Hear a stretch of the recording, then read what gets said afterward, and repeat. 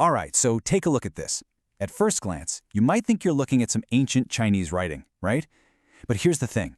If you actually tried to read it as Chinese, it would be complete gibberish. This document is a puzzle, and today we're going to solve it together. We're going to decode this mysterious manuscript and, in the process, uncover an incredible story. A story about a perilous journey, a divine encounter, and the sacred sound of one of Buddhism's most important texts. Okay, so this is the artifact at the very heart of our mystery. You see those big characters, and then, look closer, see the smaller ones kind of tucked in right beside them? Well, that's our first big clue. This isn't just a text you're supposed to read for its meaning. It's more like a musical score or a map of sounds. It's an ancient piece of technology designed to preserve something really, really precious. So the big question is, what was it preserving? And that right there brings us to our central question. What does this document actually do? I mean, why would anyone go to all the trouble of writing something that looks like Chinese but isn't meant to be read like Chinese? It's a great question, and to find the answer, we've got to travel back in time, way back to the 7th century.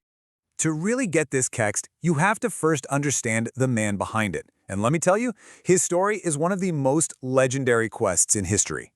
So let me introduce you to Xuanzang. He was this brilliant Buddhist monk living in Tang Dynasty China, and he was driven by this one all-consuming goal, to travel to India, the birthplace of Buddhism, and bring back the original, authentic scriptures. Now, this was a journey that pretty much everyone thought was impossible. The preface to the very document we're looking at describes just how insane this task was. We're talking about a journey of over 30,000 miles. Think about that. He had to cross brutal deserts and the highest, most treacherous mountain ranges on the entire planet. He faced sandstorms, he faced what they called mountain spirits, and the constant gnawing threat of starvation and attack. As the legend goes, really early in his journey, he was at a temple, and he came across another monk who was very sick. Xuanzang, being a compassionate person, cared for the man, and for this simple act of kindness, he received a gift that would completely change the course of his life. The sick monk told him, "I have a heart essence Dharma gate," and then he taught Xuanzang a short scripture just by reciting it to him, the Heart Sūtra. He made a promise, if Xuanzang recited it, his journey would be protected. And then, by the next morning, the mysterious monk was just gone. Xuanzang absolutely took that promise to heart.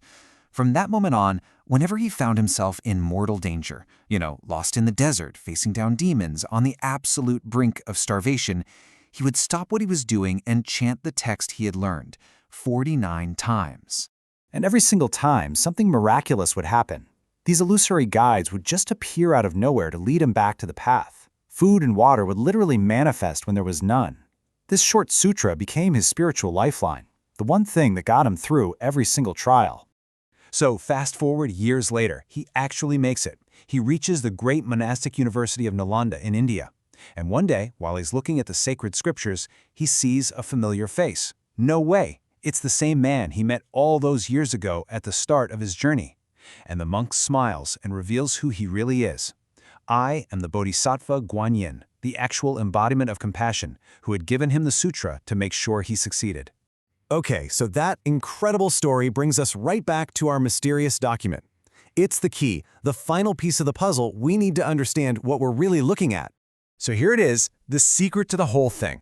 The document uses this fascinating linguistic trick. Those Chinese characters, they aren't there for their meaning at all. Nope, they're there purely for their sound, specifically how they were pronounced way back in the 7th century. It created a phonetic guide. It was a way to hear the Heart Sutra in its original Sanskrit. So here's the crucial point.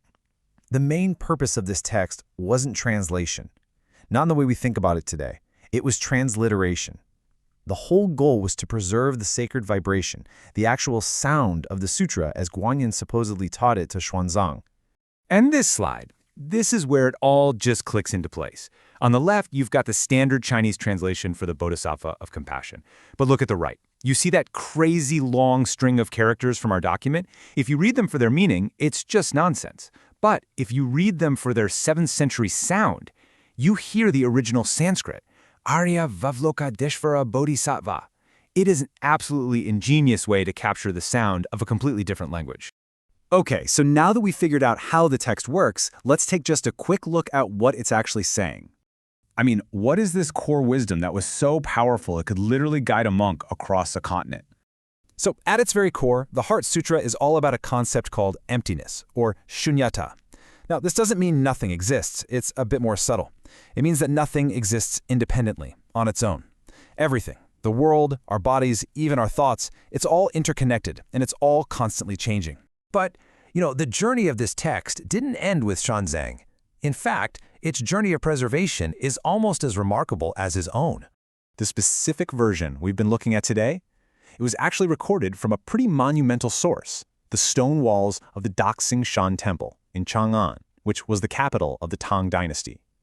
To make sure it would never, ever be lost, they literally carved these sacred sounds into stone for all future generations. And from that stone wall, the text was copied onto manuscripts, then later onto woodblock prints, and now, 1,300 years later, it exists in a totally new form, as a digital file. This sacred sound, which was once carried across mountains on one man's lips, is now accessible to anyone, anywhere, with a single click. That chain of transmission is still unbroken. It's amazing. That digital version comes to us from organizations like CBIDA, the Chinese Buddhist Electronic Text Archive Foundation. And all of this leaves us with a final thought to chew on. We so often focus on translating the meaning of ancient wisdom, but this document is a powerful reminder that for centuries, the sound was considered just as important.